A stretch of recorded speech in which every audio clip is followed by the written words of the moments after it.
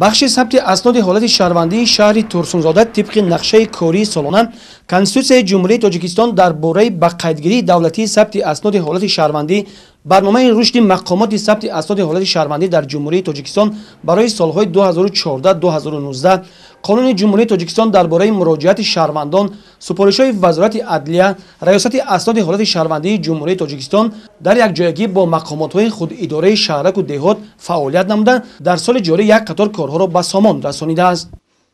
نیکو 2353 عدد که به قید دولتی گرفته شد. طرز به قیدگیری نیکو حاضر از اول نوخانه‌داران از معاینه طبی حتمی میگذارند، بعد سومیان و بخش ثبت اسناد حالت شهروندی مراجعت میکنند و به قید دولتی گرفته میشوند. اینچنین نامزدها طبق فهرستی ملی نام‌های تاجیکی نامگذاری کرده شده استودند. در جماعت‌ها فهرستی نام‌های ملی تاجیکی دسترس شدند و در صورت در وقت مراجعت شهروندان فهرست نام‌های ملی تاجیکی پیشکش آنها گردانیده می‌شود.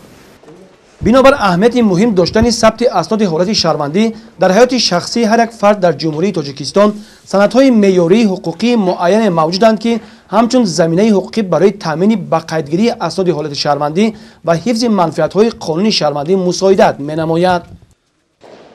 اینچنین کارهای فرماندهی عایدی سری وقت گرفتن شهادتنامه تولد، از معاینه طبی حتمی گذاشتن نوخانه‌داران، از نیکوی قانونی گذاشتن جوانان و عایدی قانون درباره تنظیم عنعنه و جشن و مراسم‌ها، قانون جمهوری تاجیکستان درباره مسئولیت پدر و مادر در تعلیم و تربیت فرزند، اینچنین قانون درباره ثبت اسناد حالت شهروندی از جانب بخش کارهای فرماندهی در جماعت‌ها بین اهالی محل‌ها گذرانده شدند و ادامه دارند.